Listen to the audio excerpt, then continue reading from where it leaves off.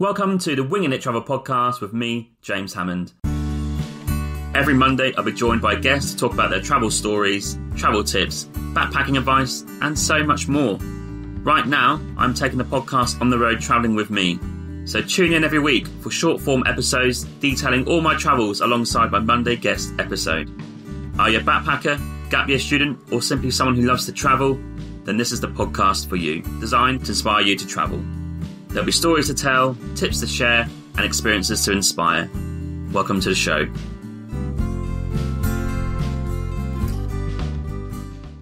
Hello and welcome to this week's episode, and we are covering days 71 to 75 on the USA road trip, which is going to cover Providence in Rhode Island, into Connecticut, to New York City, then upstate New York to New Paltz and the Woodstock Festival Museum, as well as Bethal Woods, where the Woodstock Festival was held. So to kick off, following on from last time, we decided to do a day trip in Rhode Island. So we're going to tick off another state and we're going to go to Providence. And this is on a Sunday, and we thought, no dramas. We'll go from Salem into Providence via Boston. Now, there is a lesson to be learned here. Trains seemingly don't go to Boston from Salem on a Sunday. So what we'd had done is parked by the train station. We thought, not ideal that. So we'll jump back in the car and we're going to drive to an area called Wonderland. Now this is actually a tip from our hosts at the campsite in Salem. What they recommend is drive 30 minutes down the road to Wonderland. You can park all day for $4 and then get the train straight in to Boston from there. It's pretty easy. So to add to that, you can get train into Boston and then straight to Providence in fairly quick time, and it only takes probably about 45 minutes in total. What you need to do is change train station. So you get into Boston, then you need to make yourself over to Back Bay, and then from there you can get the train to Providence, and it takes 30 minutes. The total cost for all those train rides and return was no more than $25 each. The weather wasn't great this day, but we had a few things on our list. So we decided to check out Brown's University. I would recommend this. Very nice grounds to walk in, very historic, and they have lots of nice little benches in the gardens, and you can look at all the old buildings of the university and kind of absorb the history there. Then we made our way to the RISD Art Museum, and this is free. Well, it is on a Sunday anyway. So went in there, checked out an art museum. I'm not a huge fan of art museums, but they had some cracking good art in there and some cool exhibitions on each floor. I think 3 floors there. There's an Egyptian one, if I remember correctly. So for free, brilliant. Cafe downstairs, get a coffee, go in for free, check it out, take a break, go back in. Decent activity on a Sunday in Providence. The walk from the train station to this area is probably about 10-15 minutes. And it did start to rain, unfortunately, so we dipped into the museum pretty ASAP. The cafe downstairs is called Bolt House. It's okay. Decent coffee, some snacks. Not too bad. One of the main targets on our hit list was the Providence Athenaeum. This is one of the oldest libraries in USA, 1838. And you can visit in there technically for free, but you can offer a donation of $5 to $10. They do ask you that as well. But inside, awesome, this little place. Goes downstairs. You can sit and just grab a book, read, sit in a chair. Just the history there is fantastic. So many books. You can really feel it there. And I do recommend it. Again, a library is normally just a building with books in it, but this had much more history attached to it, much more feel about it, and I quite like the vibe. As we walked out to check out the main part of the town of Providence over the water, some angry clouds were above. So we beelined it into the CBD. And we really wanted to get a pub feel for lunch, but we actually settled on lunch at Viva Mexico Cantina Grill, a brilliant Mexican restaurant, if you want traditional stuff there, right in the thick of it. And then we beelined it again before absolutely pissed down to a classic UK cafe called Cafe Nero. And what was shocking and surprising about this is the road next to it was flooded, yet cars were still trying to drive through it. A car literally saw that it was covered in water, a couple of feet deep, yet he still tried to drive through it. I don't even know what he was thinking. So crazy weather, lots of downpour, and we waited to subside a little bit before dashing to the train station, which was about a 10-15 minute walk. Assisted someone there who wanted directions or where to go. Strange that you have Google and mobile phones these days, but hey, still needed help, so we directed her down to the CBD. And overall, Providence has a very nice, calm feel to it. I know it's a Sunday, and I can imagine in the student times it's very busy, but lots of historic buildings for the USA, lots of the older stuff is there. It's right in New England, easy to get to, nice river, some good markets, some great cafes for coffee, and a very nice day out indeed. We finally made it back to Salem, and we had the same camp spot in the same campsite pretty much, but this time it's electric, so we got to charge things up, and a very nice sunset in the evening to finish it off. Quickly cooked dinner and got to bed, because next day, so let's move on to the next day, we're going to drive to a place called Darien, Darien, which is pretty much on the coast of Connecticut, and the main reason is this: we were actually going to visit New York City. We decided late on, let's not try and find something to do in a couple of days or in the area. Let's just go and do the main thing, which is New York City. So we've done a bit of research, and we figured out the best way to do it on a cost, budget, friendly way was to drive to Darien, park the car next to the train station, get an off-peak train into New York Grand Central Station and return, and we'll stay at a rest stop near that train station. So the journey was about 3 to 4 hours from Salem to Darien. Unfortunately, we hit the rush hour traffic around Boston. Very, very busy. Couldn't really avoid it because we wanted to get to Darien in good time to get to New York City as quickly as possible and enjoy the rest of the afternoon. When you get to the train station at Darien, there's 2 options for parking. The train station parking, I believe, is $4 all day. So it's a great little tip if you want to park your car there all day. But we got there and it's full. So I think we have to get there early because a lot of people do this. But next door, there's another car park. A guy sitting in some sort of cabin comes out and meets you, $8 for the day. Not too bad, in my opinion. And then you get the train into New York City Grand Central Station. It takes about an hour, and off-peak is $11.25, I believe. On-peak is $15. So a much more cheaper way to do it if you don't want to spend oozes of money in Manhattan. And I must admit, we're pretty excited. I haven't been there in 10 years. Emma has never been there, always on her list. And we started drawing up a list of things to go and see and do. And there's so much choice in Manhattan. One of my favourite places in the world, actually. Not going to lie about that. And once we got into Grand Central Station, awesome weather. Sunny, very nice day, quite hot. And we thought, right, we need a bagel first. And we found, about a 10-minute walk outside Grand Central Station, Tao Bagels. Fairly local place, $4 a bagel. And they really coat the bagel with cream cheese. It's a fantastic recommendation. And for coffee, we walked around the corner to Grand Central. It's like a library feel again. Great coffee, unfortunately paper cups, and a bit dark. If you go to the back, you can sit by the books and read something, but quite dark in there, but fairly close to Grand Central Station. And then our list. So we're going to check out Central Park first. Well, you have to. Nice day, sunny weather. Let's get some views and get some photos in. So we walked to Central Park, had a little walk around, checked out Strawberry Fields, as you do, got the photos looking back over Manhattan. And what I realised is some of the buildings, when I was there 10 years ago, that have been built and now built, and they are huge, so tall. I think they call it Billionaires Row. All the tall buildings you can see in Manhattan. They must have awesome views left, right and centre of Manhattan in general.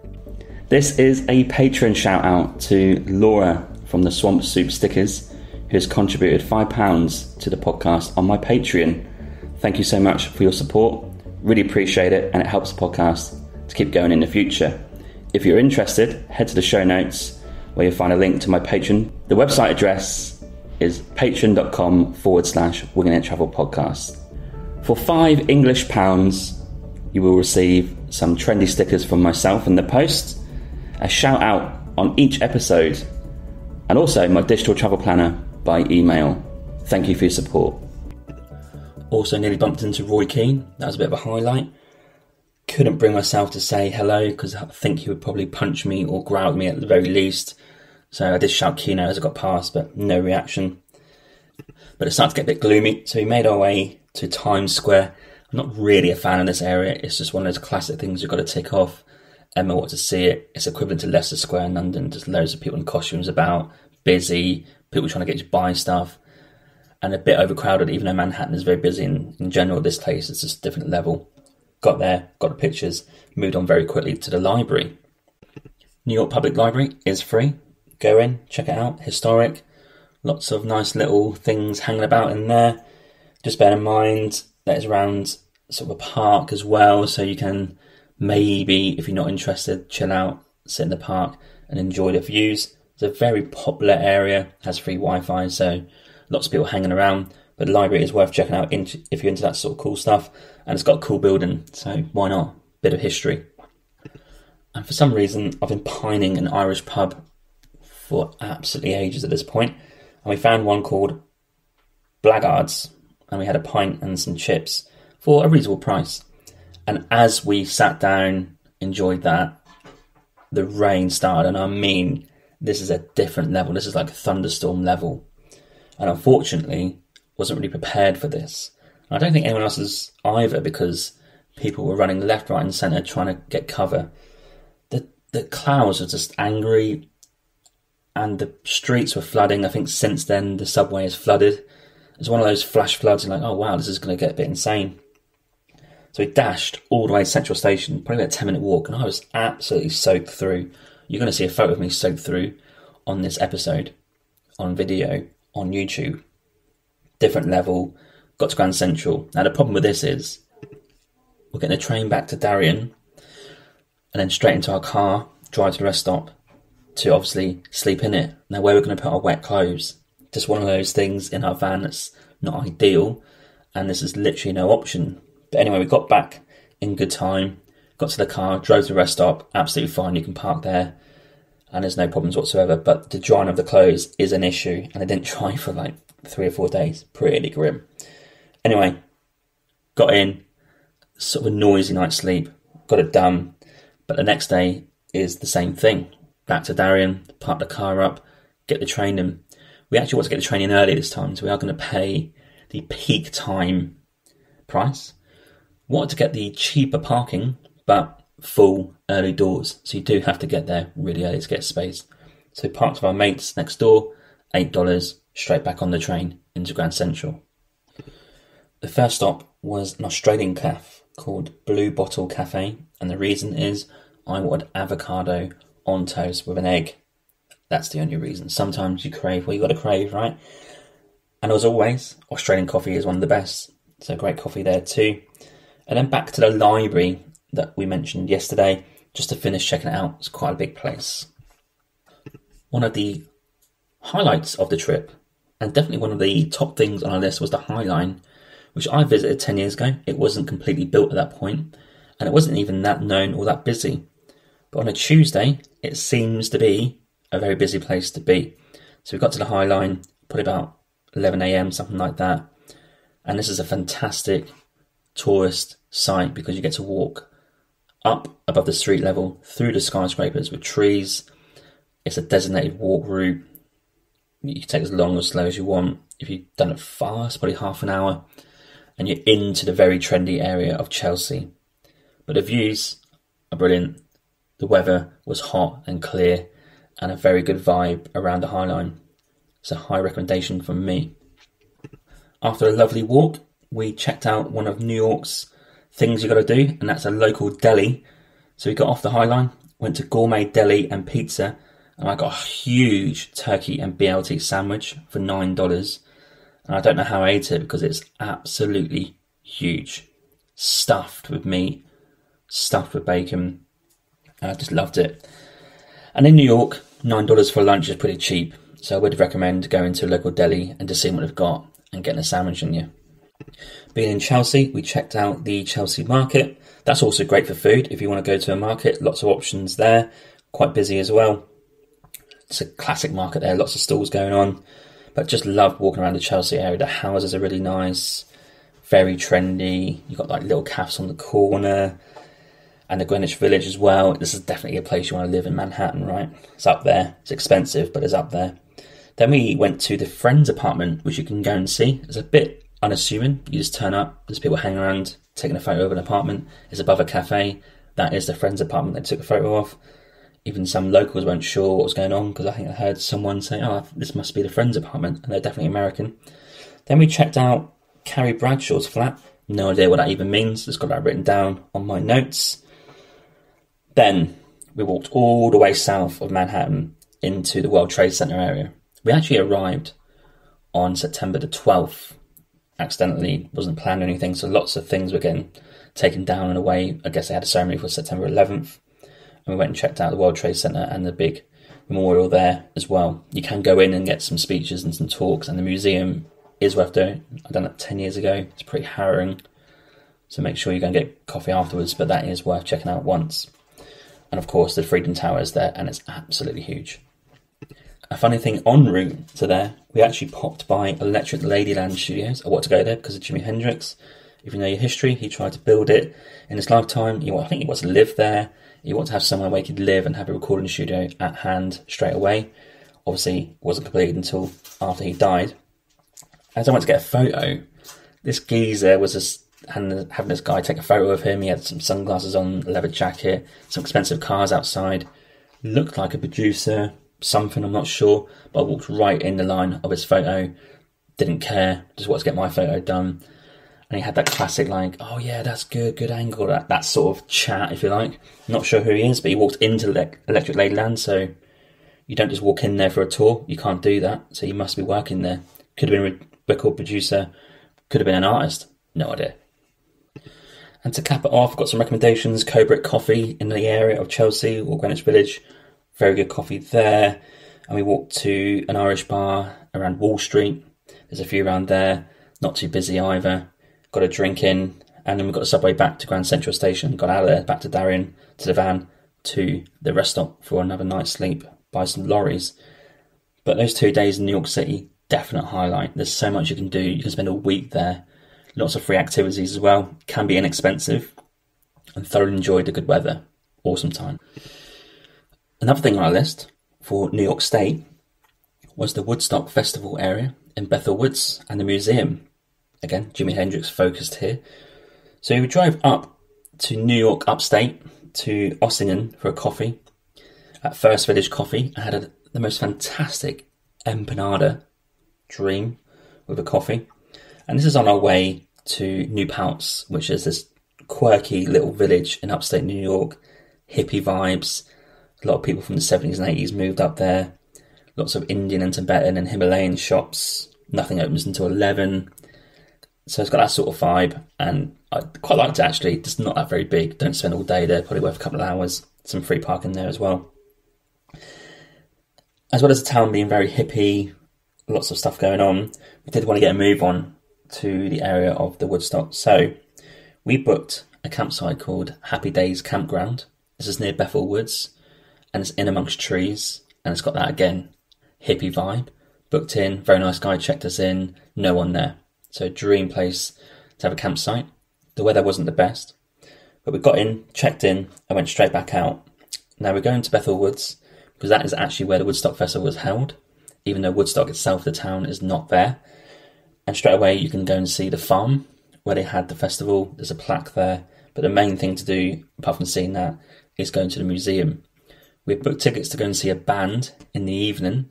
So our plan was do the museum, see the band, and then drive back to Happy Days.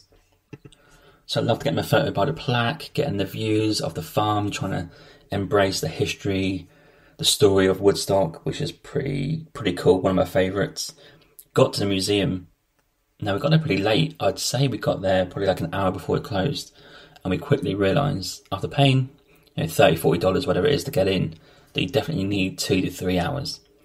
So first of all, we asked if we can come back and carry our ticket forward to the morning. I don't think they normally do this because we felt like we just need to see more of it. Now, luckily, the woman who was there was very nice. Probably realised that we're English, had a bit of a soft spot for us, and like, oh, you can't come on this way and not see it all. Spoke to management, wrote our names down, and then next morning we'd come back, hopefully. But then we carried on to the evening to go and see a jazz band. And this jazz band is very, very interesting. They're called Molly Tigra. And if you pop them into Google or Spotify, they're sort of a mix between psychedelic jazz and African music combined. and that reflected in their music. It's a very good gig actually. I quite enjoyed the vibe and the upbeat jazzness of it all. And they recommended a band for us to check out called the Dur Band. They're from Somalia, I believe, from Mogadishu. And you can tell they're inspired by those guys. And it's a quite unusual genre of music. Probably not my cup of tea. And probably not what I expect at Woodstock. But they are worth checking out. And it's great to support them and pay for a ticket and go and see them. The museum itself, the first hour we got in on this day, unreal. Explained everything about the counterculture, Woodstock Festival, before, during and after, who played there, all the stories from it. They got lots of videos, lots of documentary type stuff. They got all these buses, everything is so well done. So we're glad that next morning when we went back to the museum, our names were on the list and allowed us back in. And I must admit, I'm glad they did, because we finished it off and I'm so glad we got to see the rest of it. So I would recommend 2 to 3 hours at the Woodstock Museum. You would not regret that. And make sure you can get a photo near where the band were playing. You can see over the field and you can look out and then sort of imagine you being there 40, 50 years ago. And unfortunately, we didn't want to hang around on this last day of this episode too much, because we had a 5-hour drive to Washington, DC. So Happy Days Campground was great, but we had booked in a Quality Inn motel for 3 nights. This was situated at Tyson's Corner, which is right next to Spring Hill Metro Station. I would recommend this because the metro station goes straight into downtown or central Washington, DC. So 5 hours, kind of weaving ourselves in and out of the state, around to Washington. Got there fairly late on, and this Quality Inn is next to some takeaways, but also a Walmart is pretty close as well. And metro station is a 2-minute walk from the motel. And it's great to be back into a proper bed for once and a proper TV. So we lapped that up, treated ourselves again for 3 nights, and kind of reflected on an awesome 2 or 3 days. New York State as a whole, a brilliant place to go and check out. Upstate is very different to downstate. New York City is huge, lots to see and do. And we're excited for Washington, DC, because we're going to meet a friend and a podcast guest the next day, which I'll come to on the next episode. And we're going to see Washington, DC, which had equally as much to see there as New York City. So I'll leave it there for today's episode. Thanks for tuning in. New York State, get there. Go and do upstate and downstate. You won't regret it. And then we'll crack on to Washington, DC. And then after that, in the next episodes, we are driving across the Midwest of US. So not a lot of content in terms of what we've seen and what we've done, but we can give you a bit of an idea of what those drives were like, and they were long. So thanks for tuning in, and I'll catch you next time. Ta. Hey, yeah, just a quick one. I just want to say there are many ways to support this podcast. You can buy me a coffee and help support the podcast with $5. Or you can go to my merch store with the affiliate link with TeePublic, where there's plenty of merch available to buy, such as t-shirts, jumpers, hoodies, and also some children's clothing. Thirdly, which is free, you can also rate and review this podcast on Apple Podcasts, Spotify, Podchaser, or Good Pods. Also, you can find me on social media on Instagram, Twitter, Facebook, and TikTok. Simply just search for Winging It Travel Podcast, and you'll find me displaying all my social media content for travelling, podcast, and other stuff. Thank you.